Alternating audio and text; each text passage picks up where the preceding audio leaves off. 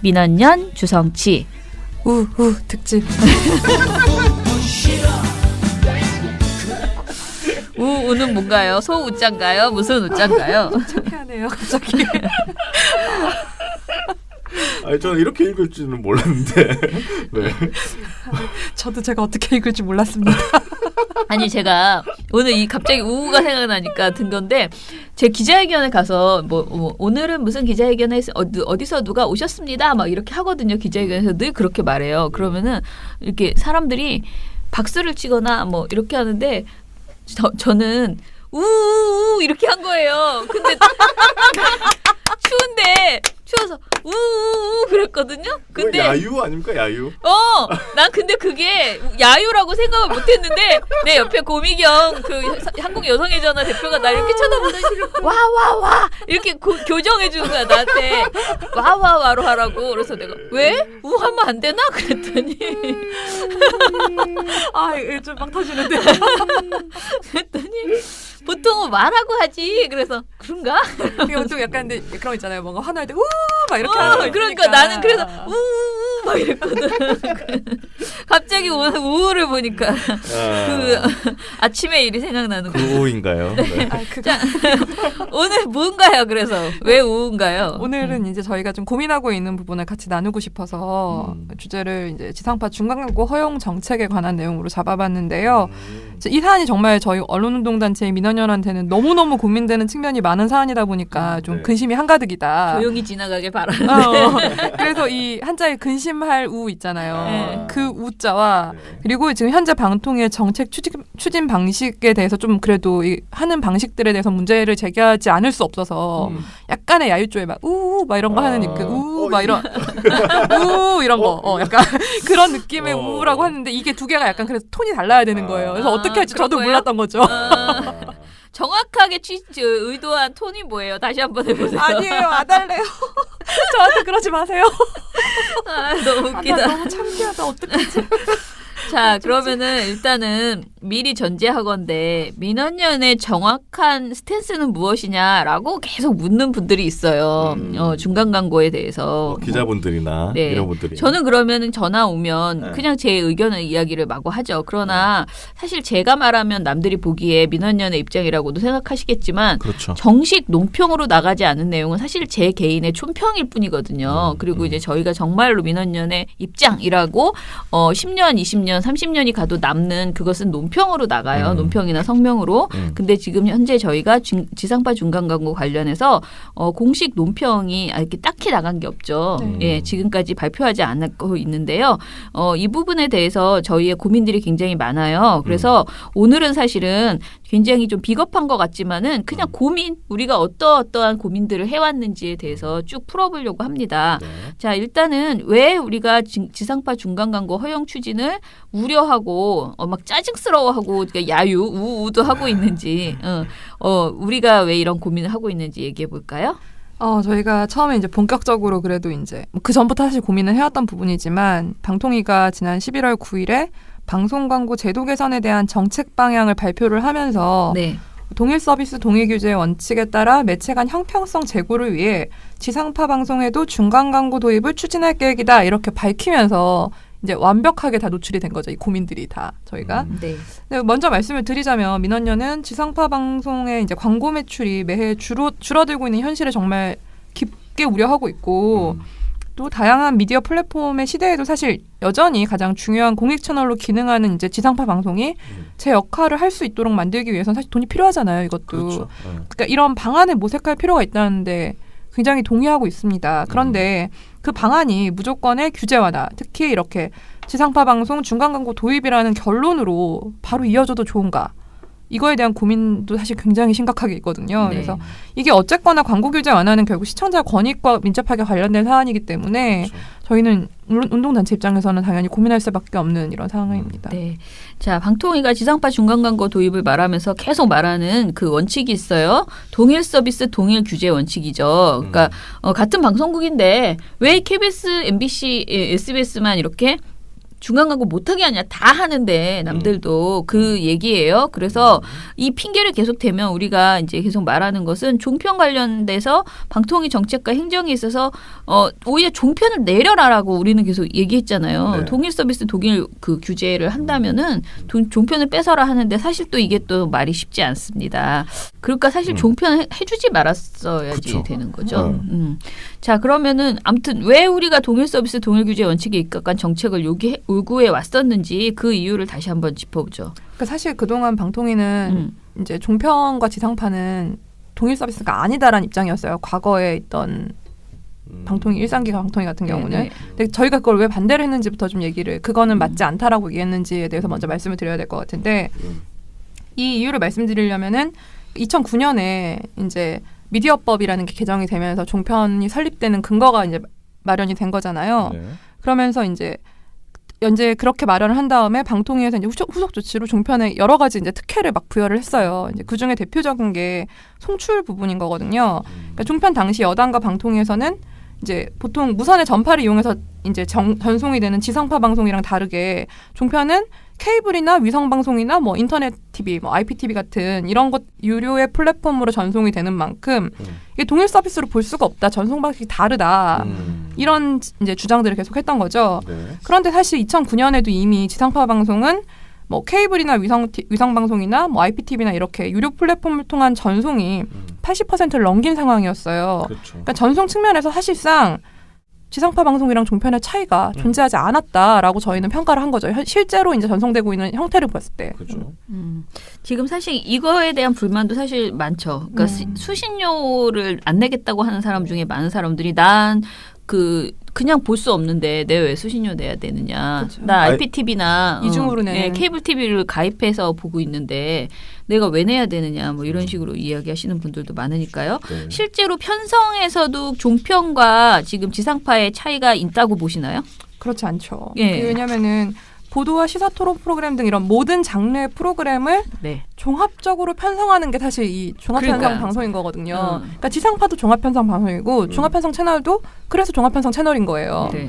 근데 이게 결국은 이런 지상파 방송이나 종편 같은 경우는 이제 수용자인 시민의 의사 형성에 영향을 미치는 그런 영향력 측면, 특히 이제 공적 의사 형성 이런 기능을 하는 이런 측면에서 정말 차이가 없는 거죠. 보도나 이런 것들을 하면서. 그렇죠. 그러니까 수용자 시청자 관점에서는 이게 다 동일한 기능을 하는 매체들인 건데 이게 왜 다른가 의문을 품을 수밖에 없게 되는 거고요. 그러니까 이렇게 전송의 측면이나 수용자들이 받아들이고 인식하게 되는 수준이나 이렇게 다 같기 때문에 민원연은 기본적으로 이것들은 동일 서비스고 동일 규제 원칙에 입각해서 이런 정책들이나 행정들을 해야 된다.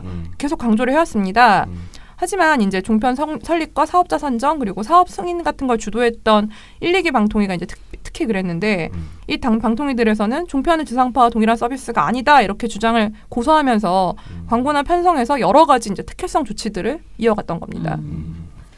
그러니까 전파를 사용하지 않으니까 우리가 말하는 지상파 전파를 사용하지 않으니까 종편은 이렇게 특혜를 줘도 이것은 특혜가 아니다라고 지금 그 전에는 그런 식으로 주장을 했다는 것인데요. 네. 자 그러면은 이 각가지 종편이 받고 있는 특혜성 조치 이것을 좀 또 짚어보죠.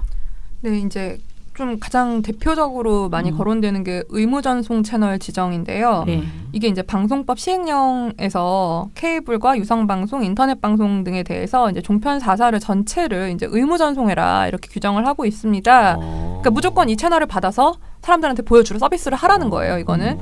근데 이게 사실은 편성의 다양성을 위한 조치라고 주장은 해요. 목적은 그러한데 하지만 종편이 이제 종합편성 채널로서 이렇게 다양성과 공익성 등을 충분히 구현하고 있는지에 대한 점검이나 평가가 없이 그냥 케이블 유료방송, 위성방송 같은 이런 유료 플랫폼들한테 그냥 무조건 편성을 해라 한 게 과연 온당한 부분인가. 이게 초반부터 굉장히 논란이 됐던 부분인데요. 이게 또 그런 게 지상파 방송 중에서 의무 재송신이라고 해. 이제 이게 어디게 주체가 어디에 따라서 좀 달라지는데 결국은 송출하는 거예요. 이거 다 방식들이. 근데 의무적으로 송출해야 되는 채널은 KBS 1TV랑 EBS 2개밖에 없어요. 이건 그래요? 이거는 굉장히 이들이 공익적인 기능을 하는 것이기 때문에 사람들이 이 TV를 이제 서비스를 보는 사람들이 다 이것 정도는 봐야 된다라는 사실 그런 의미인 거예요. 네, 최소한 봐야 된다라는 의미인 거예요, 이게. 근데 이게 비교해보면 형평에 맞지 않는 거죠, 이게 의미를 봤을 때. 그리고 현재 거의 모든 가구가 유료 플랫폼을 통해서 이제 TV를 시청하는 현실을 감안을 할 때 종편에 대해서 이렇게 공익성이나 이런 걸 점검 없이 사실상 지상파에 못지않은, 그러니까 어떻게 보면 같은 시청 범위를 주고 있는 거예요. 이거는. 그렇죠. 예, 그런 이 같은 시청 범위를 종편은 우리는 이렇게 좋은 채널이야라는 거를 시장을 설득하지 않고 그냥 특혜로 받게 된 거예요. 이거를. 그러니까 TV 자체를 전부 다 케이블 어떻게 뭐 가입하거나, 네, 그럼 무조건 볼 수 있는 거야. 그렇죠. 아니면 네. 인터넷 뭐 IPTV 이렇게 네. 보거나 하면은 그냥 다 보는 건데. 네. 근데 옛날 같으면은 그냥 그 TV 소신기 그거 해가지고 꽂아가지고 하면은 채널이 안테나 이렇게 해서 하면은 KBS 1하고 EBS 2개만 본다. 그거잖아요. 지금 만약에 지금도 안테나 꽂을 할 수 있잖아요. 할 수는 있어요. 네, 네. 집에서 DTV인가 아니야, 뭐 저기 있어요. 직접 수신을 하면은 지상파 방송은 다 나오는 거예요. 네, 나와요. 다 나오는 지금 거고. 다 나와요. 근데 이제 케이블에서 네. 얘네랑 계약하지 않아도 무조건 의무재송신. K랑 K1이랑 2는 그냥 방송을 해야 된다라는 얘기인 거예요. 이거는 그렇구나. 의무재송성이라는 거는. 네. 근데 지금 종편 채널도 마찬가지로 얘네들이랑 우리가 이 채널이 꼭 필요해서가 아니라 무조건 해야 되는 거예요. 유료 방송 사업자들이. 일단 기본 네, 채널 다 자기네들 들어가야 가입자들한테 이거를 무조건 서비스를 해야 되는 오케이, 채널인 오케이. 거예요. 이거는. 네. 근데 이제 이런 거잖아요. 의무전송을 하도록 규정하고 있으면 제 생각에 처음에 이제 잘 모를 때는 의무전송 시킨다고 하면 의무전송하면 그러면 공짜로 그러니까 종편 4사가 공짜로 케이블한테 무조건 들어가게 하는 건가? 그러니까 종편 4사 돈을 안 받나? 그게 되게 궁금해. 처음에 들을 때는. 그러면 사실 돈을 안 받아도 저 같으면 처음에 진입할 때 내가 그 돈 콘텐츠비를 안 줘도요. 틀어주는 것만으로 엄청 고마워서 감사. 그냥 모든 케이블이 다 무조건 얘를 의무전송을 하게 하면 그것도 굉장히 땡큐일 것 같아.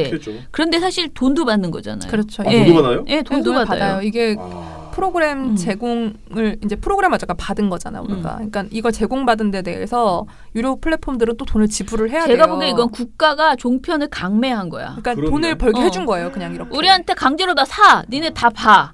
그러니까 이렇게 한 생각해보면 거예요. 그렇잖아요. 유료 플랫폼도 자기네들이 사업자니까 잘 팔릴 채널들을 해야 되는 거예요.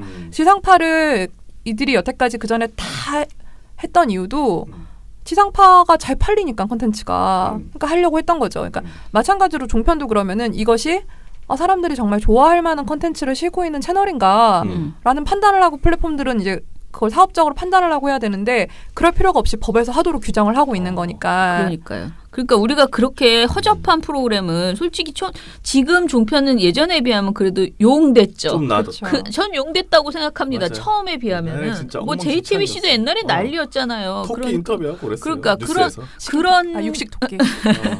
그런 방송을 우리가 돈 내고 의무적으로 다 봤어야 돈 되는. 주고 보라고 해도 고통스러울 방송을. 그러니까 공짜로 보여준데도 안 보는데 돈을 내고 다 봤어야 되는 그런 상황이었어요. 그래서 과연 얼마를 우리가 그 사람들이 이 종편이 받고 있는지를 좀 볼까요? 제가 이게 너무 궁금해서 얼마를 받았나. 네. 이제 2012년 종편이 이제 본격적으로 방송 서비스란 게 2012년이잖아요. 그래서 네. 작년까지 나온 이 집계가 있어요. 네. 그래서 하나하나 좀 체크를 해봤더니 이거를 확인해서 더 해봤더니 TV조선이 675억을 올렸고 JTBC가 645억의 수익을 올렸고 또 채널A는 633억, MBN은 643억. 그래서 4사를 모두 합치면 2,717억 원의 수익을 올렸더라고요. 이것만으로도 야, 그냥. 그러니까 이게 가만히 있었는데. 광고나 이런 게 아니에요. 우리가 얘네를 의무적으로 보는 돈.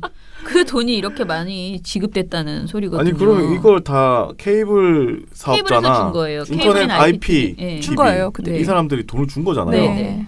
세상에.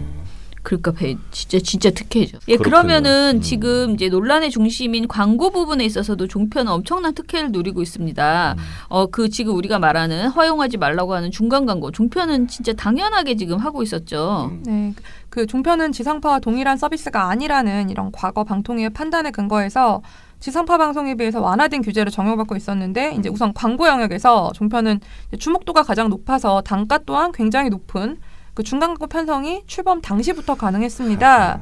이것만 사실 된 게 아니에요. 중간 광고가 있지만 다른 뭐 가상 광고나 간접 광고 등 이런 다른 광고 같은 경우도 이제 지상파 방송 같은 경우는 프로그램 시간에 이제 5% 이내에서 가능한데 종편은 7%까지 가능해요. 그러니까 좀 더 많이 할 수 있는 거예요, 이게.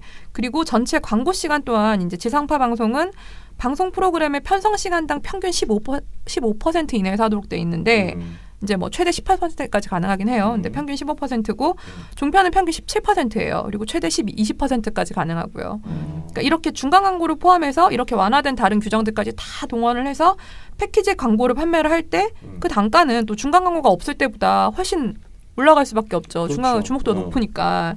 그러니까 2012년에 이제 종편 4사의 광고 매출이 1,710억 원이었어요. 근데 작년 2017년에 보면 4,004억이었거든요. 2배 이상 굉장히 빠르게 늘어났는데 3배가 올랐네요. 어쨌거나 이렇게 완화되어 있는 광고 규제에 특혜가 있다라는 거죠. 이것도 분명히. 예. 그리고 이제 결정적으로 우리가 또 엄청나게 반대했었던 것이 1/4 제도. 그러니까 각 종편이 자기의 미디어 랩을 가지고 있어서 사실상 자기 광고국 같이 그렇게 운영할 수 있는 그런 상태. 이것도 엄청난 특혜거든요. 우리는 이게 종편 최소한 뭐 종편 4사가 같이 묶여가지고 공영 랩을 갖던가 이렇게 해서 뭔가 제도적으로 규제가 돼야 되는데 너무 주머니 돈이 쌈짓돈 정말 자회사 수준의 자회사도 아니에요. 나는 같은 회사라고 그냥 생각해. 근데 그런 랩을 모두 갖고 있거든요. 이것에 대해서 뭐가 문제인지 좀 얘기해 보세요. 네, 그 종편은 이제 말씀하신 대로 광고 영업 측면에서 굉장한 특혜를 누려왔는데 이제 2011년 12월에 동시 개국했던 종편 4사는 사실 2014년 3월에서 5월까지 그 미디어 랩을 통하지 않고 그냥 정말 자기네 밑에 광고국을 두고 직접 광고 영업을 했어요. 법이 없어갖고 관련된.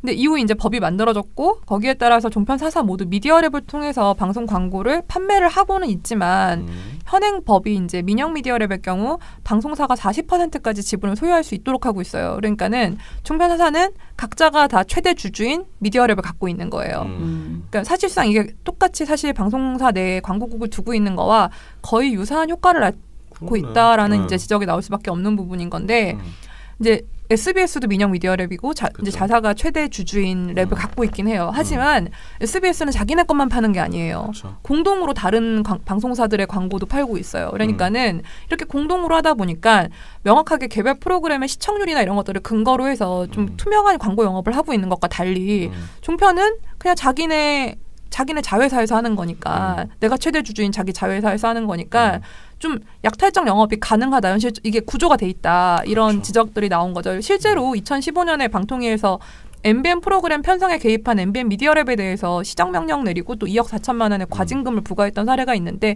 이런 게 바로 좋은 방증이라고 생각을 합니다. 네. 그 미디어랩이 그러면 지금 KBS하고 MBC. MBC가 적용이 공영 되는 랩. 거죠? 공영. 그러니까 그것은 코바코. 한국방송광고진흥공사 이제 공기업에서 그거는 판매를 하고 있는 거고 SBS는 자신들이 최대 주주인 그 미디어 크리에이트라는 미디어랩을 갖고 있어요. 근데 지상파 방송들은 이제 위탁 판매 같은 거를 같이 하고 있잖아요. 다른 이제 지역 방송들이나 뭐 종교 방송들이나 이런 군소 방송들을 위해서 같이 광고를 팔아주는 것 기능들을 하고 있고 SBS 같은 경우는 다른 민영 방송에 또 그런 광고를 같이 판매를 하고 있는 부분들이 있기 때문에 그러니까 자기네들 마음대로 자기네 광고국처럼 그래도 이렇게 운영되는 건 아니라는 거죠. 그러니까 이런 똑같은 자사 랩이라 하더라도. 그러니까 KBS나 MBC는 코바코에서 광고를 그쵸. 모아서 거기다가 뿌려주는 거잖아요. 그쵸. 다른 방송국하고 다 같이. 그러면은 왜 미디어랩이 이렇게 있어야 되는 거죠? 자기네 회사가 자기 광고를 그냥 막 갖고 오잖아요. 그러면은 그러니까 정말 약탈적 광고 영업이 된다는 거예요.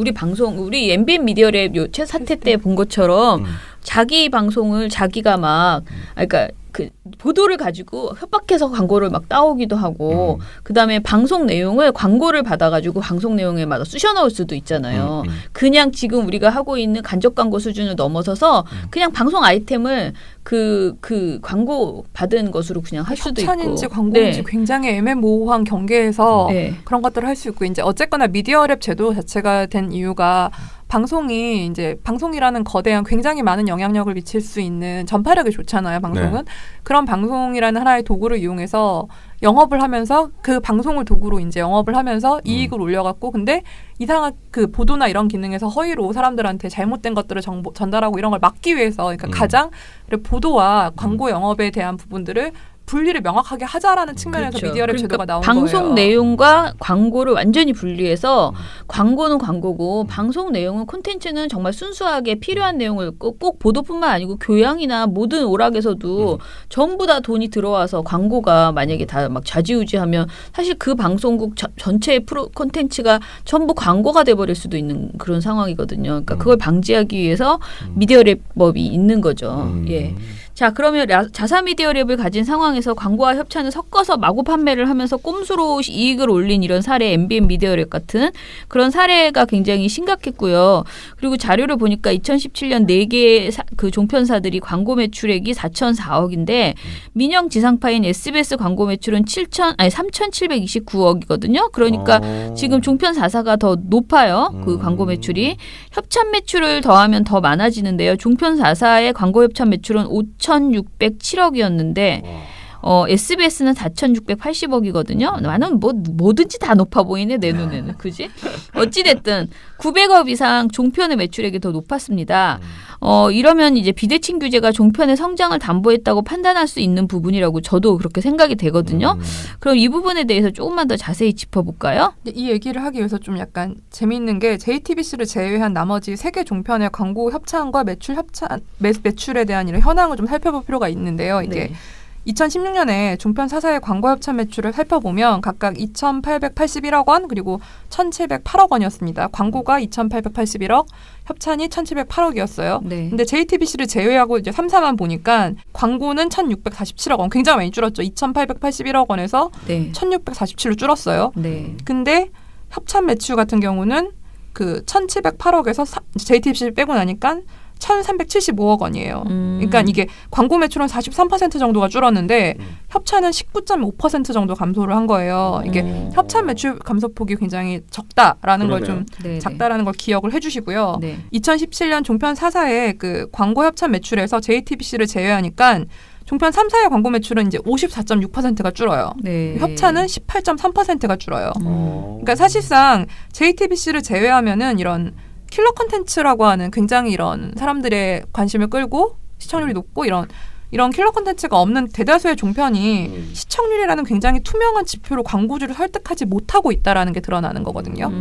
대신 상대적으로 이런 규제와 감시가 덜한 자기네들이 직접 할 수 있는 협찬 아니면 협찬과 광고를 굉장히 모호하게 섞어서 하는 이런 패키지 판매로 그렇죠. 이제 지상파 방송을 비롯한 다른 방송사들의 몫을 끌어가고 있는 걸 방증하는 게 아닌가 이런 좀 의혹을 제기할 수가 있습니다. 이게 근데 또 의혹으로 그치지 않는 게 저희가 탈곡기에서 여러 번 말씀드렸던 그 2015년에 공개된 MBN 미디어랩 영업 일지랑 올해 8월에 발표됐던 종편 4사와 TV 홈쇼핑 연계 편성 실태조사 결과 등에서 확인한 내용들이 있잖아요. 네네. 그러니까 사실 의무전송으로 사실상 지상파 방송이랑 차이가 없는 커버리지를 확보한 종편사들이 보도를 포함한 다양한 프로그램 편성이 가능하다 이런 점들을 무기 삼아서 좀 이런 광고와 협찬을 무분별하게 섞어서 판매를 하면서 좀 방송 광고 시장이나 협찬 시장을 교란하고 있다 이런 결론이 가능해지는 겁니다. 네네. 자, 그러면 지금 방통위가 동일 서비스 동일 규제 원칙에 따라서 지상파의 중간 광고 도입을 추진한다라고 하는 거는 좀 너무 기본적으로 그 진단 자체를 잘못한 거 아닌가라는 생각도 좀 들죠. 왜냐하면 지난 7년 동안 비대칭 규제의 당위성을 말하면서 지금처럼 방송 미디어 생태계를 위법과 편법이 판치는 약탈적 시장으로 만든 걸 인정하지 않은 상태에서 그러니까 자기 잘못은 하나도 없어. 자기는 완전히 빠져 있어 이 사태에서. 그리고 이제 와서 동일 서비스 동일 규제를 해야 되겠다라고 이렇게 말한다는 것은 너무 좀 약간 한 입으로 두 말 하는 거죠. 예, 원래는 우리 동일 서비스 동일 원칙 규제였어. 이러는 게 아니라 그건 그간의 비대칭 문제로 어떤 문제가 있었고 우리는 그래서 어떻게 할 거다 이렇게 말해야 되는데 그런 태도를 전혀 보이지 않고 있다라는 거죠. 네, 저희가 지금 중간 광고의 이제 중간 광고 문제에 대해서 논의를 하고 또 입장을 정리하는 과정에 이제 있는데 앞에 말씀드린 것처럼 일단 방통위가 이런 비대칭 규제로 방송 광고 시장이나 이런 좀 전반적인 방송 미디어 생태계 자체를 혼란스럽게 한 점, 이 책임에 대해서 좀 인정하고 사과를 먼저 해야 된다라는 생각이 고민 정말 많이 들어요. 그런 부분들에서. 그러니까 과거 행정에 대해서 반성이 없이 슬그머니 그냥 우린 동일 서비스 동일 규제 원칙이었거든? 이렇게 말하는 거는 사실 이게 누가 봐도 그냥 과거 이렇게 방통위가 잘못된 행정들을 해놓고 이런 시장 구조를 만들어 놓은 상황에서 문제가 발생하니까 이걸 막기 위해서 하는 거 아니냐 이렇게 문제제기를 할 수 있는 부분들이 있는 거예요. 이게 옳다 하더라도 이 방향이 옳다 하더라도 앞으로 그러면 또 다른 상황이 됐을 때도 이 원칙을 유지할 것인가 하면 되게 모호해지는 거거든요. 우린 이걸 어떻게 바로잡을 거다. 이렇게 구체적인 원칙과 또 이제 개선하기 위한 방향에 대해서 좀 계획을 밝혀야 된다라는 생각이 듭니다. 방통위가 한 번도 뭐 사과한 적 있나요? 없어요. 네. 그래서 저도 이 공청회 같은 게 있으면 꼭 나가서 사과하라고 얘기하려고 벼르고 있었는데 공청회가 없어져가지고 아직 안 할 계획이 없어. 근데 아무튼 저기 중간 광고 지상파 중간 광고 도입 이거 관련해서 뭔가 의견을 말해야 되는 자리가 있으면은 가장 먼저 해야 될 얘기는 사실은 사과를 해라는 거죠. 이 상황을 만들어 놓은 그 동안에는 그렇게 신생아라고 육성한다고 별 특혜를 다 줘놓고 종편에게 이제 와서 종편이 너무 컸으니 지상파가 힘들어. 그러니 지상파를 위해서 또 열어주겠어. 이런 소리를 하고 그러면 그 돈은 다 내가 내는 게 아니고 국민 니네가 내는 거야. 이렇게 된 거잖아요. 그러니까 그 상황이 너무 불쾌하다는 거죠. 최소한의 사과는 해야 될 거 아니야. 근데 이거는 그때 이거는 그전 방통위가 한 짓이고 나는 아니야. 이거는 소용이 없다라는 거죠. 밖에서 보기엔 다 똑같은 그냥 그 집단이잖아요. 어쨌거나 그리고 행정은 이어져 오는 거니까요. 네네.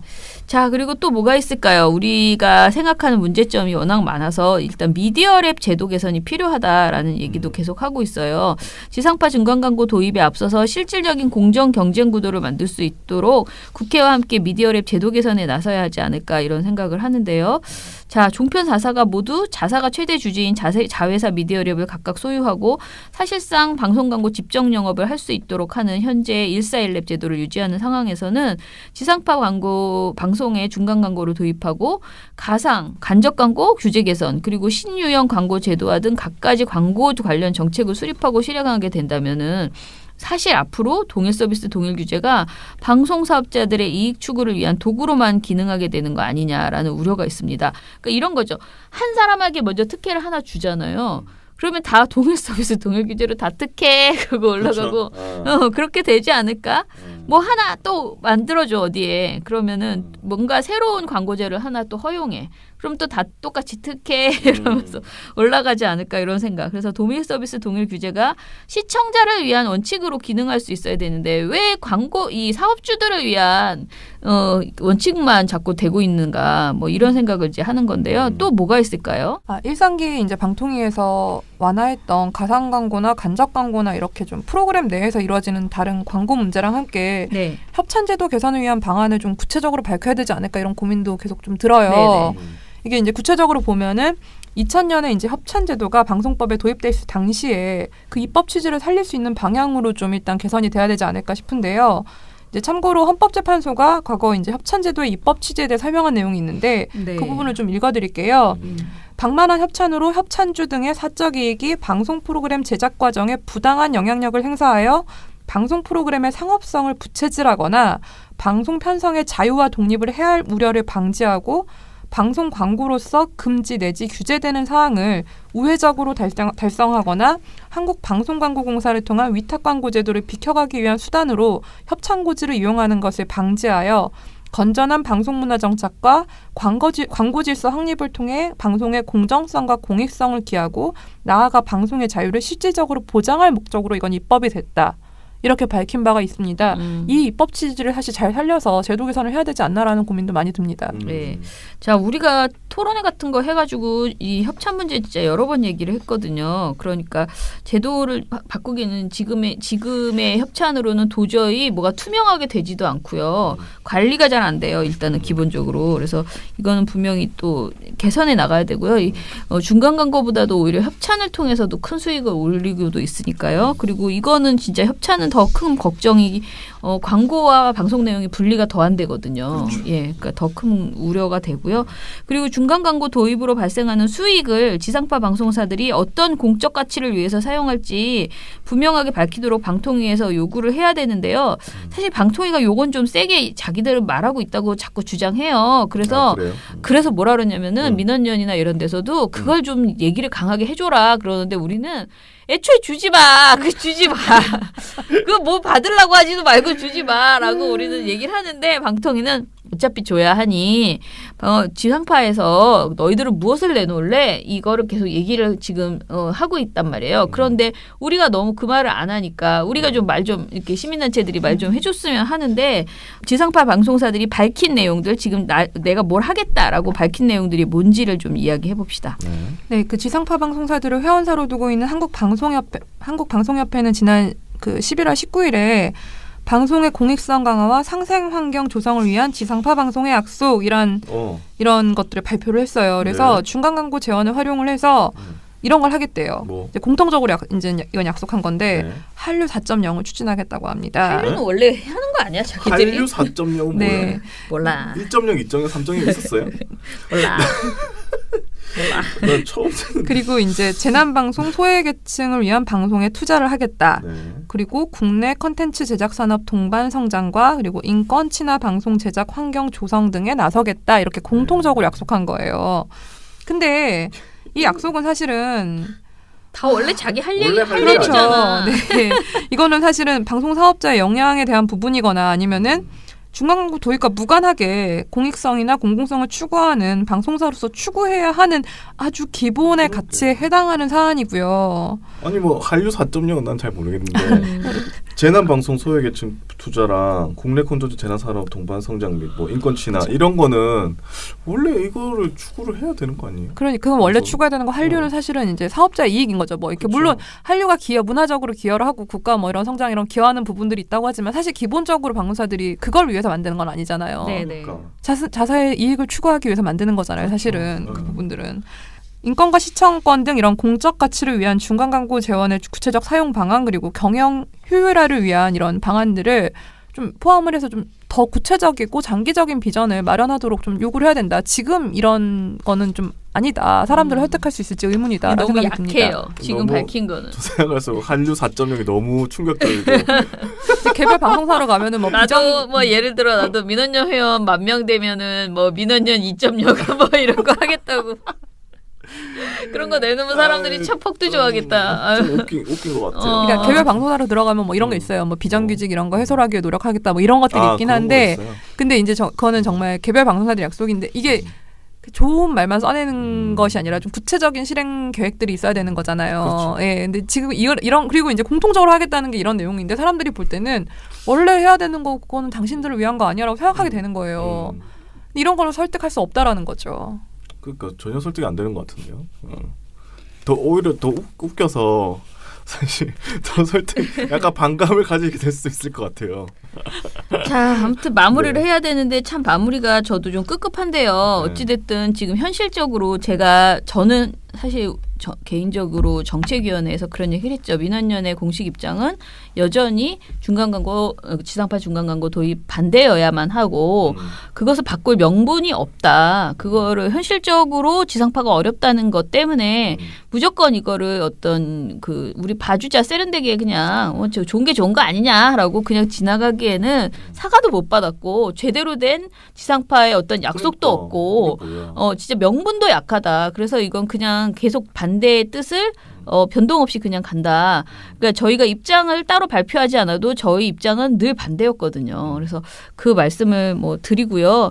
그러나 좀 뭐가 좀 변화가 좀 지금 계속 좀 약간 주춤주춤하고 있지 않나요? 지금 방송통신위원회도 예초에는 막 한다고 했다가 지금 주춤주춤. 원래 연내하겠다고 했는데 지금 상황으로는 연내로 하기 좀 어려울 것 같고요. 네네. 그러면서 계속 밀당을 이제 방송통신위원회도 좀 하고 있는 것 같고요. 노조 아까 저 시정명령도 내리고 이런저런 방식을 통해서 니네들도 가진 것을 좀 내려놓고 뭐 이런 것들을 지금 하고 있는 것 같아요. 그런데 저희도 좀 상황을 보면서 입장을 바꾼다기보다는 상황을 보면서 어떻게 우리가 이거를 더 견인해낼 수 있는지에 대해서 좀 생각을 해보고요. 그건 그것대로 생각하지만은 저는 종편 문제, 종편 특혜 문제나 이런 것들은 좀 더 과감하게 덜어내는 방식을 방통위가 추진해야 된다.